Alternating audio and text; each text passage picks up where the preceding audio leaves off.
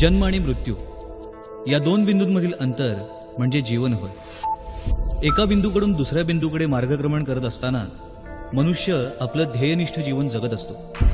जीवनाच्या या प्रवासात आजाररूपी अडथळे निर्माण होतच असतात. हेच अडथळे दूर करून जीवनगती निर्धोक राखण्यासाठी आधार देतं मॉडर्न होमिओपॅथी. चला तर मग जाणून घेऊया मॉडर्न होमिओपॅथी.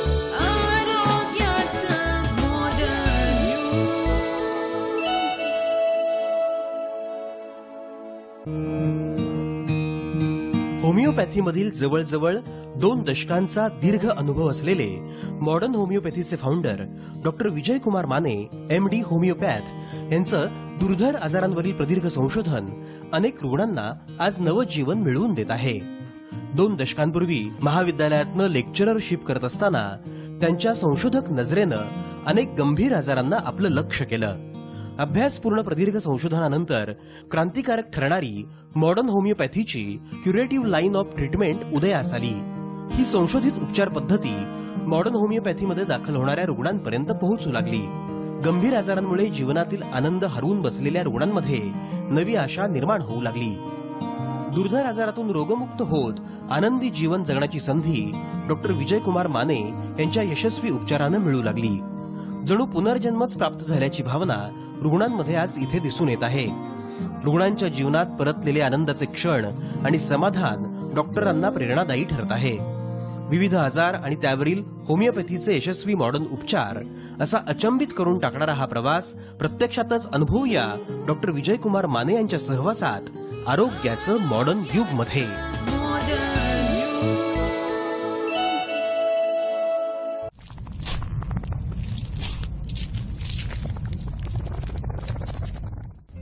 नमस्कार, मी अनुश्री करंदीकर. आरोग्याचं मॉडर्न युग या आमच्या विशेष कार्यक्रमात तुमचं सगळ्यांचं स्वागत. मागच्या भागात आपण लिव्हर सिरोसिस या गंभीर आजाराबाबत माहिती करून घेतली, मार्गदर्शन करून घेतलं आणि आज आपण वळणार आहोत कॅन्सर या दुर्धर आजाराकडे. आणि या विषयावरती आपल्याला मार्गदर्शन करण्यासाठी आपल्यासोबत आहेत मॉडर्न होमिओपॅथीचे CEO doctor Vijaykumar Mane. Sir, स्वागत आहे तुमचं कार्यक्रमात. नमस्कार. नमस्कार. नमस्कार मित्रांनो. तर आज आपण जसं म्हणतोय की आपण कॅन्सर या गंभीर आजाराबाबत चर्चा करणार आहोत. खरोखर कॅन्सर हा अतिशय दुर्धर असा आजार आहे आणि सर्व स्तरावरती तो व्यापून राहिलेला आहे. काही काळापूर्वी बघितलं तर प्रौढ व्यक्तींमध्ये या कॅन्सरचं प्रमाण जे आहे ते मोठ्या प्रमाणात आढळून यायचं, परंतु आता मात्र तरुण पिढी सुद्धा या कॅन्सरच्या विळख्यामध्ये आपल्याला अडकताना दिसतेय. अशा प्रकारे या कॅन्सरवरती मात करण्यासाठी अनेक उपचार पद्धती आज आहेत, अस्तित्वात आहेत, परंतु मॉडर्न होमिओपॅथीच्या माध्यमातून कशा प्रकारे या कॅन्सरग्रस्त रुग्णांवरती उपचार केले जातात, या कॅन्सरग्रस्त जे रुग्ण आहेत त्यांच्या नातेवाईकांना कशा प्रकारे आधार दिला जातो, या सगळ्या संदर्भात आपण विजयकुमार माने सरांशी चर्चा करणार आहोत. त्यांच्याकडनं या विषयावरती मार्गदर्शन करून घेणार आहोत. सगळ्यात पहिले सर, मला तुम्हाला विचारायचं आहे, जसं आपण म्हणतोय तसं की कॅन्सर हा अतिशय दुर्धर असा आजार आहे. मागच्या भागात आपण लिव्हर सिरोसिस या संदर्भात जाणून घेतलं, या भागात आपण कॅन्सरवरती बोलतोय. जसं मी म्हटलं तसं की तरुण पिढी सुद्धा जी आहे ती कुठेतरी आज या कॅन्सरच्या विळख्यात अडकताना दिसते. तर अशा वेळेला नेमकी कॅन्सरची जी व्याख्या आहे ती आपण प्रेक्षकांपर्यंत कशा प्रकारे पोहोचवाल? कॅन्सर हा जो आजार आहे ह्याला अनियंत्रित पेशींचं वर्तन, म्हणजे पेशी ह्या अनियंत्रितपणानं वाढायला लागतात, ज्याचं शरीर कंट्रोल करत नाही. नॉर्मली काय होतंय, सामान्यपणे शरीराच्या पेशीच्या वाढीवर शरीराचं नियंत्रण असतंय, बरोबर आहे. कॅन्सर या आजारामध्ये काय होते, एखाद्या विशिष्ट भागामध्ये किंवा अनेक भागांमध्ये त्या भागातल्या पेशी ह्या अनियंत्रितपणे वाढायला लागतात आणि त्याला म्हणायचं कॅन्सर, की शरीर त्याच्यावरचं नियंत्रण गमावून बसते. नक्की. सर, आपण कॅन्सरबद्दल जाणून घेतोय तेव्हा आता आपण जसं म्हणतो की विविध भागांचे कॅन्सर जे आहेत ते होत असतात. आता अनेक रुग्ण आपल्याला दिसतात. भारतामध्ये कॅन्सर होण्याचं प्रमाण जे आहे ते दिवसेंदिवस वाढताना आपल्याला दिसत आहे. तर अशा वेळेला जी लक्षणं जी असतात नेमकी ती कशा प्रकारे असतात, कशा प्रकारे लोकांना कळतं की आपल्याला या आजाराकडे आपण वळतोय? कॅन्सर या आजारामध्ये दुर्दैवानं लक्षणं ही आजार लेट स्टेजमध्ये आल्यानंतर दिसून येतात. कारण कॅन्सर हे बघितलं आपण, कॅन्सरचं व्याख्या की अनियंत्रित पेशीची वाढ. ही पेशीची वाढ ज्यावेळेला अनियंत्रित होते त्यावेळेला तिथे एक गाठ तयार होते, म्हणजे कॅन्सर म्हणजे सुरुवातीला गाठ, आणि जी वेगानं अनियंत्रितपणानं वाढायला लागते. ज्या वेळेला ती गाठ पूर्णपणानं वाढते ज्या त्या अवयवामध्ये, त्या अवयवानुसार त्या आजाराची लक्षणं आणि तीव्रता दिसून येते. बऱ्याच वेळेला कॅन्सरमध्ये रुग्णांना वेदना हे प्रमुख लक्षण किंवा प्रामुख्याने दिसणारं लक्षण आपण म्हणू शकतो. बरोबर. वेदना सुरू झाल्यानंतर रुग्णाच्या लक्षात येते की अरे बाबा काहीतरी बिघडलंय माझं, समथिंग ॲबनॉर्मॅलिटी इज देअर. तर अशा गोष्टी ज्या आहेत मुख्यतः पेन्स किंवा वेदना हे पहिलं लक्षण आहे. बरोबर. किंवा ज्या अवयवामध्ये कॅन्सर आहे त्याला अनुलक्षून त्या अनुषंगानं लक्षणं निर्माण होतात. जसं लिव्हरमध्ये कॅन्सर आहे आपण गृहीत धरू, Yes. तर लिव्हरमध्ये कॅन्सर बऱ्याच वेळेला पेशंटला कावीळ झाल्यानंतर, पोटात पाणी झाल्यानंतर, पोटाच्या उजव्या बाजूला दुखल्यानंतर लक्षात येते की म्हणजे रुग्ण तो डॉक्टरांच्याकडे जातो बरोबर. आणि तपासणी अंती लक्षात येते की बाबा या रुग्णाला लिव्हरमध्ये गाठ आहे. मेंदूच्या कॅन्सरमध्ये काय होतंय की त्याला एसओएल किंवा स्पेस ऑक्युपाईंग लिजन असं म्हटलं जाते. बरं. अशी गाठ तयार होते. अनेक प्रकार आहेत त्यामध्ये, त्या गाठीच्या वर्गीकरणानुसार, पॅथॉलॉजिकल वर्गीकरणानुसार. तर बऱ्याच वेळेला तीव्र म्हणजे साधारण स्वरूपाची ते तीव्र स्वरूपाची डोकेदुखी, अच्छा. चक्कर येणं, काही वेळेला उलटी येणं, मळमळ येणं, मान दुखणं, म्हणजे अशा साधारण लक्षणातून कळतंय की ह्या रुग्णाला कॅन्सर आहे. बरोबर आहे. की सामान्य प्रकारची औषधं दिल्यानंतर ज्या वेळेला ती लक्षणं कमी होत नाहीत, मग त्यावेळेला त्या उपचार करणाऱ्या डॉक्टरांच्या मनामध्ये येते की अरे समथिंग फिशी इज देअर, काहीतरी ह्यामध्ये गडबड आहे, वेगळा आजार असू शकतो. आणि मग तपासणी अंती कळतं की ह्या रुग्णाला ह्या प्रकारचा कॅन्सर आहे. तसं समजा जठराचा कॅन्सर असेल तर जठराच्या कॅन्सरमध्ये मग उलट्या होणं, मळमळ होणं, तीव्र स्वरूपाच्या वेदना होणं, काही वेळेला मग संडासमधून रक्त पडणं, उलटीमधून रक्त पडणं, म्हणजे आजार ज्यावेळेला तीव्र अवस्थेमध्ये, नंतरच्या अवस्थेमध्ये ज्यावेळेला गेलेला असतो त्यावेळेला अशा प्रकारची लक्षणं. आणि सगळ्यात महत्वाचं एक लक्षण आहे की बऱ्याच वेळेला वजन कमी होणं, म्हणजे काहीही कारण नसताना बाकी सगळं व्यवस्थित आहे आणि वजन कमी व्हायला लागले, असं बऱ्याच वेळा दिसून येते की वजन कमी झपाट्यानं वजन कमी होणं हे एक कॅन्सरचं प्रमुख लक्षण आहे. म्हणजे आपण बघितलं की वेगवेगळ्या अवयवानुसार वेगवेगळी लक्षणं ही कॅन्सरमध्ये दिसून आली जातात. किंवा समजा ओव्हरीचा कॅन्सर आहे स्त्रियांमध्ये, तो पण खूप कॉमन आहे. ह्यामध्ये काय होतं, एकदम पोटाचा आकार वाढायला लागतो त्या स्त्रीच्या, पोटात पाणी व्हायला लागतं ओव्हरीच्या कॅन्सरमध्ये, पोटाचा आकार वाढतो, मग त्यावेळेला लक्षात येते की अरे या स्त्रीला ओव्हरीचा कॅन्सर आहे. अशा प्रकारे ब्रेस्ट कॅन्सरचं प्रमाण पण खूप आहे. ब्रेस्ट कॅन्सरला पण काय होतंय की बऱ्याच वेळेला गाठ दिसते, म्हणजे स्वतः जर स्तन तपासून बघितले तर त्या स्त्री लक्षात येते की आपल्या ब्रेस्टमध्ये गाठ होते. म्हणजे आज बऱ्याच अंशी स्त्रियांमध्ये जागरूकता निर्माण झालेली आहे. तेव्हा स्त्रियांना कळते की आपल्याला ब्रेस्टमध्ये गाठ आहे आणि ब्रेस्टचा कॅन्सर तो असू शकतो. बरं, आपण जसं म्हटलं असं की विविध भागांमध्ये जे आहे ते कॅन्सरचं प्रमाण आपल्याला दिवसेंदिवस आता दिसून येत आहे. त्या दृष्टिकोनातून आपण जसं म्हटलं की ह्याचे जे तुम्ही लक्षणं जी आता सांगितली ती मी थोडंसं आता हे करताना मला लक्षात आलं की ती अतिशय साधारण लक्षणं आहेत की कुठल्याही रोगाच्या सुरुवातीला अशा प्रकारची लक्षणं आपल्याला दिसून येऊ शकतात. तर अशा वेळेला या सगळ्या रोगांमध्ये किंवा या सगळ्या भागामध्ये डायग्नोसिस किंवा त्याचं जे निदान जे आहे ते खूप कुठेतरी महत्वाचं असतं आणि अशा या साधारण लक्षणावरनं असं निदान करणं हे कुठेतरी थोडं कठीण दिसतं. तर अशा वेळेला डॉक्टरांचा या बाबतीत कस लागणं स्वाभाविक आहे. तर या दृष्टिकोनातून मला तुम्हाला विचारायचं आहे की मग निदान करताना तुम्ही कशा प्रकारे या सगळ्याचं जे आहे ते अवलोकन करता आणि तुम्हाला कशा प्रकारे लक्ष देतं की आता आपल्याला याकडे वळायला हवं? मी म्हटलं की साधारण लक्षणांपासून सुरुवात होते. ह्यातलं सगळ्यात महत्वाचं लक्षण आहे म्हणजे कुठलंही कारण नसताना वजन झपाट्याने कमी होणं. बरोबर. हे कॅन्सरचं सगळ्यात महत्वाचं लक्षण आहे. वेट लॉस ज्यावेळेला असेल, वजन ज्यावेळेला कमी होत असेल त्यावेळेला पहिल्यांदा त्या पेशंटकडे संशयानं बघायला पाहिजे की एकतर याला ट्युबरक्युलोसिस असू शकतो किंवा कॅन्सर असू शकतो. बरोबर. आणि मग तपासण्या आपण करताना आपल्या लक्षात येतं की या रुग्णाला कॅन्सर आहे. बऱ्याच वेळेला आमच्याकडे येताना रुग्ण हा आधी डायग्नोसिस करून आलेला असतो. डायग्नोसिसमध्ये म्हणजे तपासण्यांमध्ये प्रामुख्याने सीटी स्कॅन, MRI अशा प्रकारच्या तपासण्या असतात. मग काही रक्ताचे रिपोर्ट आहेत की कॅन्सर मार्कर काही आहेत, ट्युमर मार्कर म्हटलं जाते त्याला. तर ते ट्युमर मार्कर ह्या ब्लड टेस्ट आहेत. त्या ट्युमर मार्करमध्ये पण लक्षात येतं की हे ट्युमर मार्कर्स वाढलेले आहेत, म्हणजे या रुग्णाला अमुक प्रकारचा कॅन्सर असू शकतो.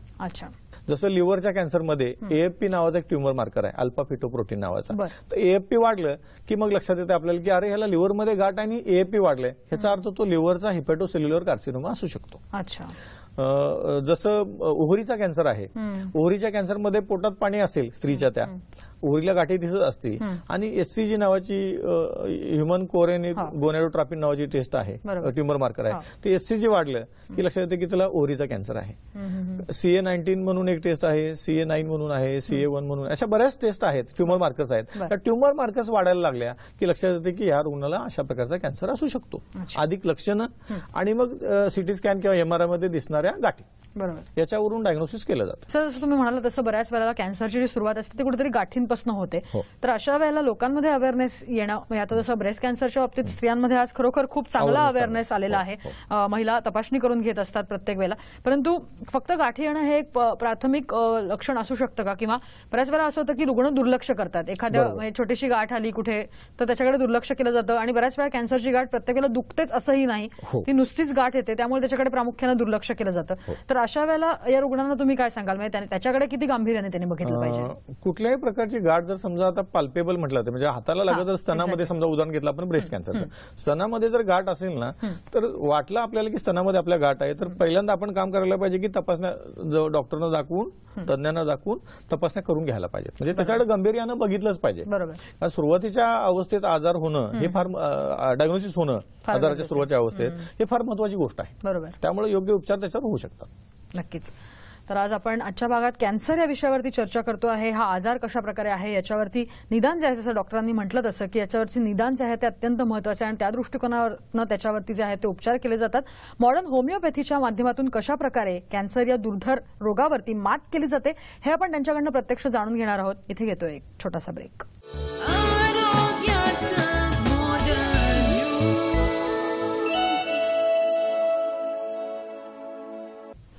ब्रेकनंतर आरोग्याचा मॉडर्न युग या आमच्या विशेष कार्यक्रमात तुमचं सगळ्यांचं पुन्हा एकदा स्वागत. आपण कॅन्सर या दुर्धर आजारावरती आज आपण चर्चा करतोय.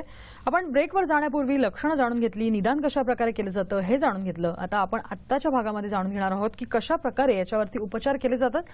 सर, आपण उपचारांवरती जाणून घेणारच आहोत, परंतु मला त्याआधी तुम्हाला विचारायचं आहे की जसं तुम्ही म्हणालात तसं की विविध प्रकारचे कॅन्सर जे आहेत ते होतात आता, तर अशा वेळेला विविध अवयव त्याच्यामध्ये आहेत ते कुठेतरी निगडीत असतात.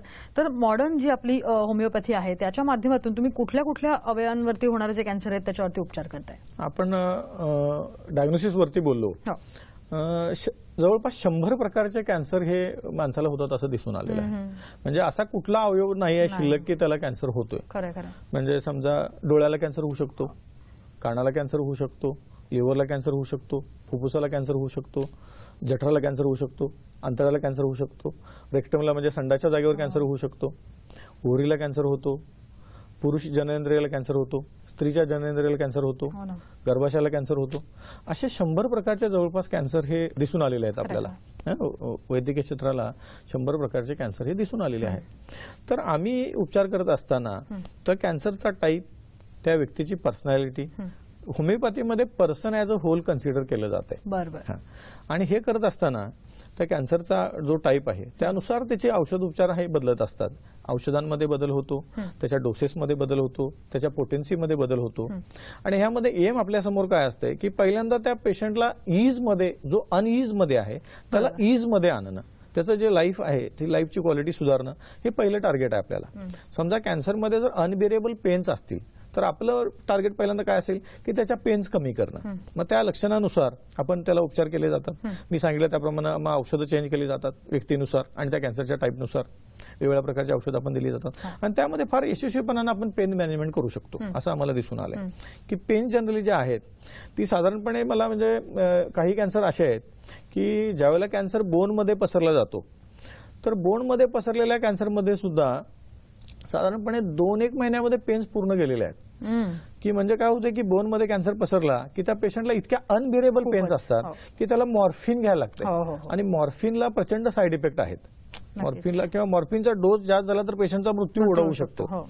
तर मॉर्फिननं ज्या पेशंटच्या पेन्स कंट्रोलमध्ये येत नाहीत त्या साधारणपणे महिन्यामध्ये किंवा 2 महिन्यामध्ये आमच्या औषधोपचारानंतर पेन्स कंट्रोलमध्ये येतात. म्हणजे आमच्याकडे असे काही पेशंट आहेत की ज्यांना पूर्ण शरीरभर कॅन्सर पसरलेला आहे, हाडांमध्ये पसरलेला आहे.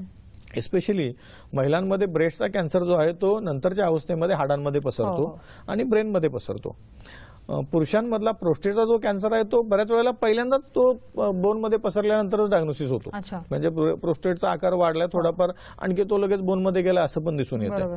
मग अशा अवस्थेमध्ये पेशंटला फार गंभीर स्वरूपाच्या वेदना असतात. म्हणजे पेशंटचं लाईफ जे आहे ते फार अनबिअरेबल, जो सहन करू शकत नाही किंवा मॉर्फिन घेऊन सुद्धा जो सहन करू शकत नाही अशी परिस्थिती पेशंटवर येते.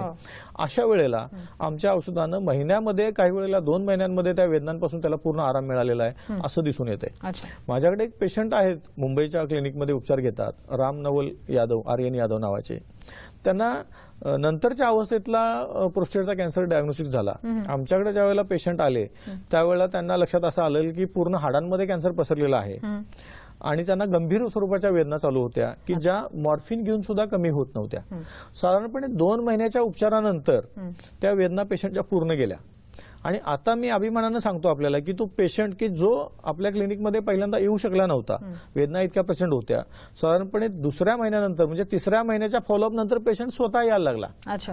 उपचार सुरू करताना आम्ही त्याचे फक्त रिपोर्ट बघून उपचार सुरू केलेले आणि आज जवळपास 1 वर्षाच्या उपचारानंतर बोनमध्ये पूर्ण पसरलेला आजार, ज्याचा आधी पेट स्कॅन नावाचा स्कॅन केलेला असतो आणि बोन स्कॅन, तर त्या बोन स्कॅनमध्ये अनेक ठिकाणी पसरलेला आजार आज फक्त एकाच वर्टिब्रामध्ये म्हणजे पूर्ण सगळ्या वर्टिब्रामध्ये होता. आज फक्त L1 वर्टिब्रामध्ये जवळपास 11 महिन्याच्या उपचारानंतर दिसून आलाय की इतकं कमी झालंय. म्हणजे अंतिम अवस्थेत सुद्धा पेशंटचं लाईफ हे सुसह्य करणं, आजार नियंत्रणात आणणं, वेदना कमी करणं, हे काम फार चांगल्या प्रकारे आपल्याकडनं होतंय. आणि याला अनुषंगून जी लक्षणं असतील ती लक्षणं मग आपोआप कमी येतात. त्याप्रमाणे समजा उलट्या असतील, मळमळ असेल किंवा लघवीला वारंवार होत असेल, म्हणजे त्या अवयवाच्या कॅन्सर प्रमाणे भूक कमी लागत असेल, वजन कमी होत असेल, या सगळ्या लक्षणांमध्ये साधारणपणे 2ऱ्या महिन्यांपासून फरक दिसून येतो. असं आपल्याला गेल्या 17-18 जवळपास 19 वर्ष झाली मला या इतक्या कालावधीमध्ये मला दिसून आलेलं आहे की क्वालिटी ऑफ लाईफ जी आहे पेशंटची ती आपण फार चांगल्या प्रकारे इम्प्रूव्ह करू शकतो. बरोबर आहे. म्हणजे फक्त आपण वयोमान न वाढवता त्याच्यावरती आपण असे वेदना ज्या आहेत त्या कमी करून त्यांचं आयुष्य जे सुसह्य आहे ते करण्याच्या दृष्टिकोनातून जास्त काम करते. मॉडर्न होमिओपॅथीच्या माध्यमातून कशा प्रकारे कॅन्सर या दुर्धर रोगावरती मात केली जाते हे आपण त्यांच्याकडनं प्रत्यक्ष जाणून घेणार आहोत. इथे घेतोय एक छोटासा ब्रेक.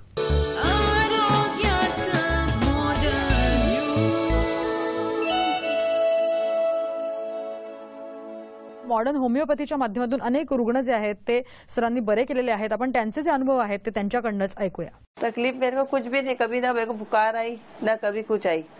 अचानक मालूम पड़ा पेट में दर्द भी अचानक मालूम पड़ा तो फैमिली डॉक्टर के पास गए तो हम लोग फिर तो बोला जाके सोनोग्राफ कराओ. सोनोग्राफ कराई जाके सुबह में तो रिपोर्ट देखी तो उसने मेरे को कर भेज दी. बोले अभी के अभी एडमिट हो, गांठ फूट जाएगी, पक गई. तो बाद में गई 5 दिन 10 दिन 15 दिन रखा. मेरे को बाद में ऑपरेशन को लिया. ऑपरेशन को लेने के बाद एक किडनी खलक के थी ना तो एक किडनी भी निकाल दिए और गार्ड भी निकाल दिए. डॉक्टर बोला अभी गार्ड किडनी, और डॉक्टर ने पहले ही बोल दिया था बोल नहीं सकते बचती क्या नहीं अंदर ऑपरेशन में जाने बाद, मगर अंदर से मैं सही सलामत वापस आई हूँ. आने के बाद फिर बाद में 2005 साल तक कुछ भी नहीं था मेरे को और डॉक्टर ने दवा ही बंद किया, खाली ऑपरेशन किया, फिर दवा उसके बाद मेरे को दिया ही नहीं. जब ऑपरेशन हुआ ना मेरा उसके बाद टेस्ट करने गया, जब बताया कैंसर की गांठ है, वैसा नहीं मालूम पड़ा था. खाली बोले गोला गोला निकाले तो टेस्ट करने के लिए कि भेजे ना, टेस्ट करके आया तो बताया कैंसर की गांठ है, ये उसका की भी नहीं. फिर बाद में 5 साल तक कुछ भी नहीं, वो आराम था. फिर 5 साल के बाद 2010 में वापस एक गांठ आई. फिर हम लोग के इधर है ना फैमिली डॉक्टर है तो मैंने एक ऑपरेशन भी कराई, एक ऑपरेशन कराई यहाँ का छाती का, तो उसने गांठ नहीं निकाला, उसने नॉर्मल बता दिया मेरे को. तो बोले कुछ भी नहीं है, चर्बी निकल गई. तो बाद में वापस चल गई. जाने के बाद फिर उन्होंने सुई का जांच किए सुबह शाम तक, फिर सोनू का सिटी स्कैन निकालने के बाद फिर बोले अभी तुम है ना चले जाओ, तुम्हारे यहाँ चांस नहीं है, बोले नहीं ठीक हो सकते तुम. ये बोले 2-3 महीने का टाइम दिया था, चांस नहीं है तुमको, 2-3 महीने का टाइम है, पूरा कैंसर फैल गया है बोले. फिर बाद में बताया रिपोर्ट तो डॉक्टर बोलता चांस तो कुछ है नहीं तुमको, फिर भी बोले दवा चालू करेंगे, फिर भी हम लोग तुम्हारा ऑपरेशन करेंगे. डॉक्टर बोलने लगा वाला, तो वाला बोलने लगा ऑपरेशन करेंगे तो खर्चा क्या बताया, खाली वो जो रिपोर्ट का जो होता है तो 500 का खर्चा 600 का खर्चा ऐसा खर्चा आता था अलग अलग रिपोर्ट का. तो उसमें कहता 2000-3000 तक खर्चा हुआ है रिपोर्ट का. उसके बाद में मेरी माँ ने बंद कर दी वहाँ का रिपोर्ट, नहीं जाने का बोले, कुछ आराम नहीं, क्यों खाना पानी बंद हो गया था ना, चलने को भी नहीं होता था मेरे को. फिर वापस आई, फिर डॉक्टर के पास हम लोग गए, फिर बताए तो 8000 का टेस्ट डॉक्टर सुई का जांच. फिर 8 करने के बाद रिपोर्ट देखा तो बोले चांस नहीं है डॉक्टर, तो बच गया. फिर बाद में क्या बोला तुम 1 लाख की दवा खाओ, महीने की हर महीना 1 लाख की दवा खाओ. तो माँ बोली 1 लाख की दवा कौन हम लोग को वो करेगा, 1 लाख की दवाई के लिए पैसा कहाँ से लाओगी? तो ऑपरेशन होता है तो कर दो। बोले नहीं, एक किडनी निकाले तो ऑपरेशन नहीं होएगा। फिर वहाँ से हम लोग वापस आ गए।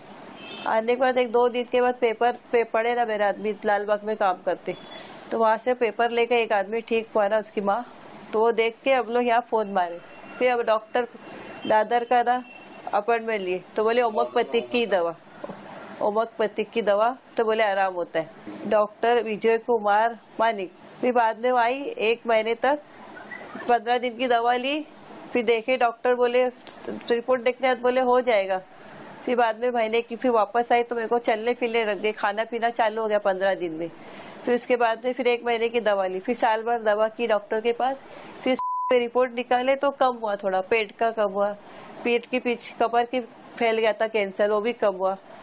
फिर बाद में ऐसे 2-3 महीने में रिपोर्ट निकालने बोलते तर सब में नॉर्मल आता था थोड़ा थोड़ा।